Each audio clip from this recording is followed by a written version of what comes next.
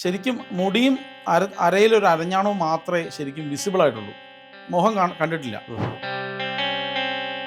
പിൻവശത്ത് വന്ന് മുടിയിൽ പിടിച്ചിട്ട് ശക്തമായിട്ടൊരു വലി. ഭയന്നു പോയി, ചാടി എഴുന്നേറ്റ്. പിന്നെ ഗുരുനാഥനോട് ചോദിച്ചു. അപ്പോൾ അദ്ദേഹത്തിനോട് പറഞ്ഞു, ഗുരുവായൂരപ്പൻ എന്തോ സാധനം മോഷ്ടിച്ചോണ്ട് വന്നിട്ടുണ്ട്, അതാണ് പ്രശ്നം. അപ്പോൾ ഓരോരുത്തരും അവരുടെ ജന്മം തീർക്കാൻ വേണ്ടി, ഭഗവാനിൽ ലയിക്കാൻ വേണ്ടിയിട്ടാണ് അവിടെ വന്നിരിക്കുന്നത്. എന്തുകൊണ്ടാണ് മറ്റ് ദേവതകളെ അപേക്ഷിച്ച് ഗുരുവായൂരപ്പനിൽ നിന്നും ഇങ്ങനെയുള്ള അനുഭവങ്ങൾ കൂടുതലും ഉണ്ടാകുന്നത്? അല്ല, ഭഗവാൻ നമ്മൾ ഒരു പദം വയ്ക്കുമ്പോൾ തന്നെ ഇങ്ങോട്ട് ഇറങ്ങി വരുന്നുണ്ട്, അതാണ്. ചേട്ടാ, ഒരുപാട് പേര് പറഞ്ഞൊരു കഥയാണ് ഗുരുവായൂർ അമ്പലത്തിൽ നിന്ന് മഞ്ചാടി മോഷ്ടിച്ച കഥ. പലപ്പോഴും അത് ചേട്ടൻ്റെ കഥയാണ് എന്ന് പറഞ്ഞ് കേട്ടിട്ടുണ്ട്. പക്ഷേ ചിലരൊക്കെ പലരും എനിക്കറിയാവുന്ന ഒരാളുടെ അനുഭവ കഥ എന്ന് പറയുന്നുണ്ട്. സ്വന്തം അനുഭവ കഥയായിട്ടും പറയുന്ന ആളുകളുണ്ട്. ആ ഒരു കഥയൊന്ന് പറയാമോ? അത് കഥയല്ല, ശരിക്കും എനിക്ക് ഉണ്ടായൊരു അനുഭവമാണ്. 2011-12 സമയത്താണ് ഞാൻ എൻ്റെ ഒരു സുഹൃത്ത് വീണതുമായി ബന്ധപ്പെട്ടിട്ട് അയാൾ കുറച്ച് അപകടം ഉണ്ടായപ്പം ഒരു ശയനപ്രദക്ഷിണം വഴിപാട് നടന്നു. അങ്ങനെ അത് നടത്താൻ വേണ്ടി തനിയെ പോയി. ശയനപ്രദക്ഷിണമൊക്കെ കഴിഞ്ഞ് വന്ന് വീണ്ടും വന്ന് കുളിച്ചകത്ത് കയറിയപ്പം തൊഴാൻ വേണ്ടി വന്നപ്പോൾ അവിടെ മഞ്ചാടിക്കുരുവൊക്കെ വാരുന്നുണ്ട്. ഉള്ളിലേക്ക് കയറിയില്ല, കാരണം എന്താ വെച്ചാൽ അന്ന് അതുപോലെ തിരക്കുണ്ടായിരുന്നു. അപ്പോൾ ആ മഞ്ചാടിക്കുരു കുട്ടികളൊക്കെ വരുന്നുണ്ടപ്പോൾ ഞാനും അവിടെ പോയി വാരിയ കൂട്ടത്തിലൊരു 5-6 പെറുക്കി പോക്കറ്റിലിട്ടു. ഇത് വീട്ടിലേക്ക് കൊണ്ടുവന്നു. അത് കഴിഞ്ഞ് അതിൻ്റെ പിറ്റേ ദിവസം ഈ ഒരു ശ്രീകൃഷ്ണസ്വാമി ക്ഷേത്രത്തിൽ എൻ്റെ ഒരു സുഹൃത്ത്, ഒരു ജ്യേഷ്ഠതുല്യനായിട്ടുള്ള ഒരാൾ ശാന്തി കഴിക്കുന്ന സമയമാണ്. അപ്പോൾ വൈകിട്ട് എന്നോടൊന്ന് ചെന്ന്, ഇടയ്ക്കൊക്കെ പോകും, അപ്പോൾ വൈകിട്ടൊന്ന് പോയിട്ടൊന്ന് നട തുറക്കാവോ ഒന്ന് ചോദിച്ചു. അങ്ങനെ വൈകിട്ട് ഞാൻ അദ്ദേഹത്തിന് പകരം പോയി നട തുറന്നു. ദീപാരാധനയ്ക്ക് തൊട്ട് മുമ്പുള്ള സമയം, സന്ധ്യാവന്ദനം കഴിക്കാൻ വേണ്ടി മണ്ഡപത്തിലൊക്കെ ഇരുന്ന സമയത്ത് ഒരുപാട് സ്ത്രീകളൊക്കെ ഉണ്ട്. അവരൊക്കെ നാമം ജപിച്ചുകൊണ്ടിരിക്കുന്നുണ്ട്. ഈ അങ്ങ് ഇങ്ങനെ മയങ്ങിപ്പോയ പോലെ ഒരു പോക്ക്. ഞാൻ നോക്കുമ്പോൾ ഇങ്ങനെ സോപാനപ്പടിയിൽ പുറം തിരിഞ്ഞൊരു കുട്ടി ഇറങ്ങി വരികയാണ്. ശരിക്കും മുടിയും അരയിലൊരു അരഞ്ഞാണവും മാത്രമേ ശരിക്കും വിസിബിൾ ആയിട്ടുള്ളൂ. മുഖം കണ്ടിട്ടില്ല.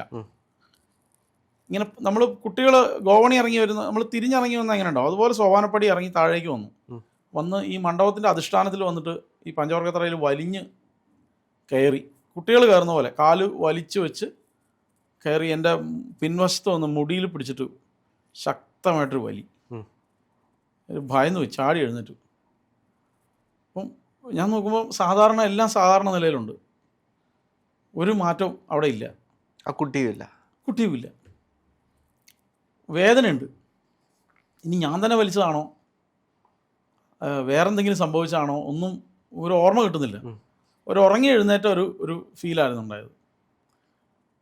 പിന്നെ ഞാൻ ഇപ്പം ഈ പറഞ്ഞ അദ്ദേഹത്തോട് തന്നെ പകരം വന്ന അദ്ദേഹത്തോട് ചോദിച്ചപ്പോൾ അദ്ദേഹം എന്നോട് പറഞ്ഞു, ഗുരുവായൂരപ്പനുമായിട്ട് എന്തോ ഒരു പ്രശ്നം, എങ്കിലും കൊടുക്കാനുണ്ടോ അവിടെ. പിന്നെ ഗുരുനാഥനോട് ചോദിച്ചു. അപ്പോൾ അദ്ദേഹത്തിനോട് പറഞ്ഞു, ഗുരുവായൂരപ്പൻ എന്തോ സാധനം മോഷ്ടിച്ചോണ്ട് വന്നിട്ടുണ്ട്, അതാണ് പ്രശ്നം എന്ന് പറഞ്ഞു. പെട്ടെന്ന് ഈ മഞ്ചാടിക്കുരുവിൻ്റെ കാര്യം ഓർമ്മ വന്നത്. പോക്കറ്റിൽ കിടക്കുമായിരുന്നു. ഞാനെന്നിട്ട് സൂക്ഷിച്ച് ചെപ്പിനകത്തിട്ട് വെച്ചിട്ടുണ്ട്. എന്ന് വെച്ചാൽ ഈ എവിടെയോ കാലിയായ ഈ അമൃതാഞ്ജൻ്റെ ഡപ്പി അതിനകത്തിട്ട് എവിടെയോ വെച്ചു. അപ്പം മോഷണം എന്നുള്ള ഇത് വന്നല്ലോ, ഗുരുവായൂരപ്പൻ്റെ സാധനം മോഷ്ടിക്കുക എന്ന് പറഞ്ഞാൽ വലിയ മഹാഭാവമുണ്ടോ. അപ്പം ഞാൻ പറഞ്ഞു, എന്തെല്ലാം സാധനങ്ങൾ അവിടെ വന്ന ആളുകൾ മോഷ്ടിക്കുന്നു, ഈ 4 മഞ്ചാടിക്കുരു പോയതിനാണോ നീ കിടന്ന് ബഹളം വയ്ക്കും. ഞാനെന്നിട്ട് ഈ സാധനം തപ്പിയൊക്കെ എടുത്തു. പിറ്റേ ദിവസം കുറച്ച് മഞ്ചാടിക്കുരും കൂടെ പെറുക്കി എല്ലാം കൂടെ ഒരു തുണിക്കകത്താക്കി പൊതിഞ്ഞ് ഗുരുവായൂർക്ക് പോയി അകത്ത് ഈ സൈഡിലുള്ള വഴി കൂടെ കയറി നേരെ അതിനകത്തോണ്ടിട്ടു. തൊഴാൻ നിന്നില്ല. ഇനി ഇതാ കിടക്കുന്നു നിൻ്റെ മഞ്ചാടിക്കുരു, എനിക്കങ്ങനെ സാധനം വേണ്ട, ഇനി മേലാ മോഷ്ടിച്ചു എന്നും പറഞ്ഞതിലെ എന്നെ ചോദ്യം ചെയ്യാൻ വരണ്ട എന്നൊക്കെ പറഞ്ഞ് പോകുന്ന പോക്കിലും അങ്ങനെ ബസ്സിനാണ് പോകുന്നത്. ബസ്സിന് തിരിച്ചു വരുന്ന വഴിയെല്ലാം ഇങ്ങനെ ഉള്ളിലിരുന്ന് ഇങ്ങനെ മോഷ്ടിച്ചു, ഭഗവാന്റെ സാധനം മോഷ്ടിച്ചു. എന്നാലും ഇത്രയും ചെറിയ 4 മഞ്ചാടി മോഷ്ടിച്ചതിന് ഈ ഒരു വില എന്താ, നമ്മൾ ഇത്രയും കാലം സഹസ്രനാമം ചോദിച്ചതിന് ഒരു സഹസ്രനാമത്തിൻ്റെ വിലയെങ്കിലും ആ മഞ്ചാടിക്കുരുവിന് കൊടുത്തിരുന്നെങ്കിൽ ഇങ്ങനെ പറയുമായിരുന്നോ എന്നൊക്കെ ചോദിച്ച് അങ്ങനെ പോകുന്നു. അങ്ങനെ പിറ്റേ ദിവസം വീണ്ടും ഇതുപോലൊരു അനുഭവം. ഉറങ്ങി, ശബ്ദം മാത്രമേ ഉള്ളൂ കേൾക്കുന്നുള്ളൂ, ഒന്നും കാണുന്നില്ല. എന്താ വെച്ചാൽ സ്വർണമോ പണമോ അല്ലെങ്കിൽ അവിടെയുള്ള ദ്രവ്യമോ പോകുന്ന പോലെ അല്ല അദ്ദേഹത്തിനത്. ഇത് ഓരോന്നും ജീവനാണ്, ഓരോ പ്രാണനാണ്, ഓരോ വ്യക്തികളാണ്. ഓരോരുത്തരെയും ഭഗവാൻ അവിടെ അറിയാം, ഓരോരുത്തർക്കും പേര് വരയിട്ടുണ്ട്. അപ്പോൾ ഓരോരുത്തരും അവരുടെ ജന്മം തീർക്കാൻ വേണ്ടി ഭഗവാനിൽ ലയിക്കാൻ വേണ്ടിയിട്ടാണ് അവിടെ വന്നിരിക്കുന്നത്. അപ്പോൾ അവിടെ നിന്നാണ് ഞാൻ എന്തോ ചെയ്തത്, ഇവരെ 4-5 പേരെ തട്ടിക്കൊണ്ട് പോയത്. അപ്പം അത് ഒരു തരത്തിലും ഭഗവാൻ അത് വെച്ച് പറപ്പിക്കാൻ നിവൃത്തിയില്ല. പ്രത്യേകിച്ചും എൻ്റെ ഗതിക്കും തടസ്സമാണ്. അപ്പം സാധനാമാർഗത്തിൽ പോകുന്ന ആളുകളെ നേരെയാക്കുന്ന ഗുരു കൂടിയാണല്ലോ, യോഗീശ്വരനും കൂടിയാണല്ലോ ഭഗവാൻ. അപ്പോൾ അതുകൊണ്ട് ഭഗവാൻ അത് ആ ഒരു കൃത്യത്തിൽ നിന്ന് നമ്മളെ പിന്തിരിപ്പിച്ചു, തിരിച്ചു കൊണ്ടിടണം, പിടിച്ച പിടിയാലെ തിരിച്ചിടിപ്പിച്ചു. അങ്ങനെ ഒരു അനുഭവം. ഞാൻ അതിനുശേഷം ഗുരുവായൂർക്ക് പോയിട്ടില്ല, ഈ നിമിഷം വരെ പോയിട്ടില്ല. പോകാത്ത എന്താണെന്ന് വെച്ചാൽ ഈ ഗുരുവായൂരപ്പനുള്ള വിരോധം കൊണ്ടല്ല, നമ്മളിപ്പം ഈ കാണുന്ന അനുഭവങ്ങൾ, നമുക്ക് വരുന്ന അനുഭൂതികൾ, ദർശനങ്ങൾ, ഇതൊക്കെ തന്നെയും മായയാണെന്നാണ് നമ്മൾ മനസ്സിലാക്കിയിരിക്കുന്നത്. നമ്മളതിൻ്റെ പിന്നിലാണ്, നമ്മൾ മായ തന്നെയാണെന്ന് ഉറപ്പിക്കുകയാണ്. പക്ഷേ ഈ ചെറിയൊരു മായ തന്നെ എനിക്ക് താങ്ങാൻ പറ്റുന്നില്ല.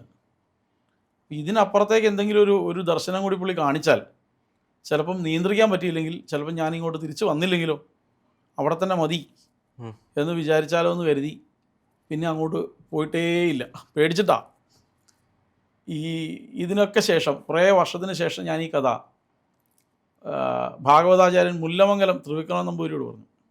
അദ്ദേഹം ഒരു ദിവസം വീട്ടിൽ വന്നൊരു കുറേ കാലം താമസിച്ച സമയത്ത്, അപ്പോൾ അദ്ദേഹം ഇങ്ങനെ കുറച്ച് നേരം ആലോചിച്ചിട്ട് എന്നോട് പറഞ്ഞു, നിന്നെ പുള്ളി നോട്ടയിട്ട് വെച്ചിട്ടുണ്ട്, ഇന്നല്ലെങ്കിൽ നാളെ നിന്നെ പുള്ളി പിടിച്ചുകൊണ്ട് കൊണ്ടുപോകും എന്ന് പറഞ്ഞു. അത് ഭയങ്കര ഒരു അനുഭവമായി പോയത്. എന്നുവെച്ചാൽ ഇന്നിപ്പോൾ ഞാൻ പറയുമ്പോൾ അത്ര ഇൻറ്റൻസിറ്റി അനുഭവത്തിന് വരുന്നില്ല, പക്ഷേ അന്ന് അനുഭവിച്ച സമയത്തുണ്ടായൊരു ഇത് അത് ഭയങ്കരമായിരുന്നു.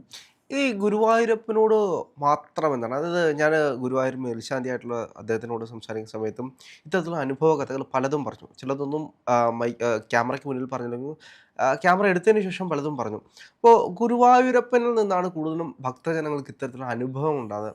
എന്തുകൊണ്ടാണ് മറ്റ് ദേവതകളെ അപേക്ഷിച്ച് ഗുരുവായൂരപ്പനിൽ നിന്നും ഇങ്ങനെയുള്ള അനുഭവങ്ങൾ കൂടുതലും ഉണ്ടാകുന്നത്? അല്ല, ഭഗവാൻ നമ്മളൊരു പദം വയ്ക്കുമ്പോൾ തന്നെ ഇങ്ങോട്ട് ഇറങ്ങി വരുന്നുണ്ട്. അതാണ് നമ്മൾ അദ്ദേഹത്തിന് വേണ്ടി ഒരു കാലം അങ്ങോട്ട് വയ്ക്കുമ്പോൾ 100 കാലം ഇങ്ങോട്ട് വയ്ക്കുന്നുണ്ട്. ചില മൂർത്തികൾ അങ്ങനെയാണ്. ചില മൂർത്തികൾക്ക് ശാന്തി കഴിക്കുന്നവരോട് വാത്സല്യം ഉണ്ടാവും, ചില മൂർത്തികൾക്ക് ഊരാളന്മാരോട് വാത്സല്യം ഉണ്ടാവും, ചില മൂർത്തികൾക്ക് ഭക്തജനങ്ങളോട് തൊഴുന്നവരോടെല്ലാം വാത്സല്യം ഉണ്ടാവും, ചില മൂർത്തികൾക്ക് എല്ലാവരോടും ഉണ്ടാവും. എനിക്ക് തോന്നുന്നു ഇദ്ദേഹം എല്ലാവരോടും അങ്ങനെയുള്ള ഒരാളാണെന്ന് തോന്നുന്നു. എനിക്ക് ഗുരുവായൂരപ്പൻ്റെ കഥകളാണ് കൂടുതലും ആളുകൾ, ചെറിയ അമ്മമാർ തൊട്ട്, അതായത് ക്ഷേത്രങ്ങളിലേക്ക് ചെല്ലുമ്പോൾ ഏതോ ഒരു കുഞ്ഞെന്നെ വിളിച്ചുകൊണ്ട് വന്നതാണ്. ഓരോരുത്തർക്കും ഓരോ തരത്തിലുള്ള അനുഭവമാണ്. എൻ്റെ ഒരു സുഹൃത്തിനുണ്ടായ അനുഭവം പറയാം. ഇതേ മഞ്ചാടിക്കുരു സ്ഥലത്ത് തന്നെ ഈ ഹൈപ്പർ ആക്റ്റീവായിട്ടുള്ള കുട്ടി, അവരുടെ ഒരു കുട്ടി,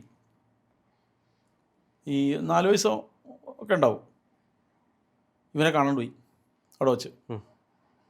ഇവരിങ്ങനെ പരിഭ്രമിച്ച് ഇവനെ നോക്കുമ്പം ഗാർഡ് പറഞ്ഞു ആ മഞ്ചാടിക്കുരു എടുക്കുന്ന പാത്രത്തിൽ എഴുതുന്ന ഇരിപ്പുണ്ടെന്ന്. അവിടെ ചെന്നപ്പം അവൻ്റെ ദേഹം മുഴുവൻ മഞ്ചാടി വാരിയിടും. അപ്പം ഈ മഞ്ചാടിക്കുരു കണ്ട ഇവൻ വാരിയാലോ എന്ന് വിചാരിച്ചിട്ട് ഇവൻ്റെ കണ്ണ് പൊത്തിപ്പിടിച്ച് അങ്ങോട്ട് നോക്കാത്ത രീതിയിൽ ഇവനെ കൊണ്ടുപോയതാണ്.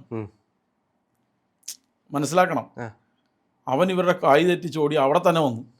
എന്നിട്ട് ഇവനെ അതിനകത്ത് കയറി ഇവൻ പകുതി മഞ്ചാടിക്കുരുവിനകത്ത്, എന്നിട്ട് ഇവനെ അവിടുന്ന് ഊരിയെടുത്തിട്ട് ഇവനെ തല്ലാൻ തുടങ്ങിയപ്പം, തല്ലല്ല ശാസിക്കുമല്ലോ നമ്മൾ, കൈയൊക്കെ അടി വിട്ടു എന്നൊക്കെ പറഞ്ഞ്. അപ്പോൾ അവൻ പറയുക, എന്നെ ഒരുത്തം പിടിച്ചിരുത്തി മൂടി, ഞാൻ കയറിയിരുന്നല്ലെന്ന്, എന്നെ ഒരുത്തം പിടിച്ചിരുത്തിയിട്ട് എന്നെ മൂടിയിട്ടാണെന്ന് അവനെ പിടിക്കാൻ. ഈ കുട്ടി പറഞ്ഞാണ്, ആ വീട്ടുകാരെന്നോട് പറഞ്ഞ കഥയാണത്. അങ്ങനെ ഒരുപാട് പേർക്ക് അങ്ങനത്തെ അനുഭവങ്ങൾ ഉണ്ടായിട്ടുണ്ട്. പല ആളുകളുടെ മുമ്പിലും പല രീതിയിൽ ഭഗവാൻ പ്രത്യക്ഷപ്പെടുകയും ഒക്കെ. എന്തായാലും ഞാൻ പറഞ്ഞല്ലോ, ഞാൻ പോയിട്ട് കുറേ കാലമായി, ഞാനിപ്പം ഉടനെ അങ്ങോട്ടില്ല എന്തായാലും. എന്താണെങ്കിലും ഗുരുവായൂരപ്പൻ്റെ അനുഭവങ്ങൾ പറഞ്ഞറിയിക്കാൻ കഴിയുന്നതിനും അപ്പുറമാണ്. ഞാൻ പല ആളുകളോടും അതായത് ഈ ചില ആളുകളൊക്കെ നമ്മളെ വിളിക്കും, ഇത്തരത്തിലുള്ള സംഭാഷണങ്ങൾ കഴിഞ്ഞ ശേഷം ചിലർ വിളിച്ച് സംസാരിക്കും. അപ്പോൾ അവർ പറയുന്ന ചില കഥകൾ കേട്ട് കഴിഞ്ഞാൽ നമ്മൾ ഞെട്ടിത്തിരിച്ചു ഇങ്ങനെയൊക്കെ സംഭവിക്കുമോ? അതായത് ആ, ദേവതാ സങ്കല്പങ്ങളാണ് നമുക്കറിയാം. ഇതൊക്കെ മറ്റൊരു തലത്തിലാണ്. ഇപ്പോൾ ഞാൻ പോലും ദേവതാ സങ്കല്പത്തെ മറ്റൊരു തലത്തിലാണ് കാണുന്നത്. അങ്ങനെ ഒരു ദൈവമാണെങ്കിലും അതിനപ്പുറത്തേക്ക് മറ്റൊരു ശക്തിയുണ്ട്. ആ ശക്തിയാണ് ഇതെല്ലാം നിയന്ത്രിക്കുന്നത് എന്നാണ് ഞാൻ വിശ്വസിക്കുന്നത്. ഈ നമുക്ക് തന്നെ ഈ ഹൈന്ദവ സങ്കല്പങ്ങളാണെങ്കിൽ പോലും ക്ഷേത്ര സങ്കല്പങ്ങൾക്കും അപ്പുറത്തേക്കൊരു സങ്കല്പം നിലനിൽക്കുന്നുണ്ട്. ഏകദേവതാ സങ്കല്പവും അത്തരത്തിലുള്ള സങ്കല്പങ്ങളൊക്കെ. അപ്പോൾ എങ്ങനെയാണ് ഒരു ദൈവത്തിന് ഇങ്ങനെ പെരുമാറാൻ കഴിയുന്നത്? അല്ലെങ്കിൽ അവിടെ എന്തൊരു ശക്തിയാണ് നിലനിൽക്കുന്നത് എന്നുള്ള ചോദ്യങ്ങൾ നിലനിൽക്കുന്നുണ്ട്. എന്താണെങ്കിലും ഗുരുവായൂരപ്പൻ്റെ അനുഭവങ്ങൾ തീരുന്നില്ല ഓരോ മനുഷ്യരിലും. അതെ അതെ. അല്ല നമുക്കറിയില്ലല്ലോ. നമുക്ക് വളരെ കുറച്ചല്ലേ പുള്ളി വരുന്നുള്ളൂ. ഇപ്പം പഴയ ആഞ്ഞ മാധവൻ നമ്പൂതിരി, അതിനു മുമ്പുണ്ടായിരുന്ന പൂന്താനം ഭട്ടതിരിപ്പാട്, ഇവരുടെയൊക്കെ കഥകൾ നമുക്കറിയാവുന്ന, ഇതൊക്കെ പബ്ലിക് എല്ലാവർക്കും അറിയാവുന്ന കാര്യങ്ങളല്ലേ. അവർക്കുണ്ടായ അനുഭവങ്ങൾ വെച്ച് നോക്കുമ്പോൾ നമുക്കൊന്നും വല്ലതും ഉണ്ടാകുന്നുണ്ടോ? ശരിക്കും ഒന്നും ഉണ്ടാകുന്നില്ല. നമുക്കറിയില്ല. അതാണ് അതിന് ആ മഹാത്മ്യം അതാണല്ലോ. വിഗ്രഹത്തിൻ്റെയും പ്രതിഷ്ഠയുടെയൊക്കെ മഹാത്മ്യം അതാണ്. അതുകൊണ്ടാണ് ഭക്തജന തിരക്ക്. മറ്റുള്ളിടത്ത് ഇല്ലാത്തതിന് അത്രയും ആളുകൾ അവിടെ വരുന്നു. ഭഗവാൻ ആളുകളെ വലിച്ചടിപ്പിക്കുന്നു. അതൊക്കെ ഒരുപാട് അനുഭവങ്ങളിൽ നിന്നാണ് അതൊക്കെ ഉണ്ടാകുന്നത്. തീർച്ചയായിട്ടും.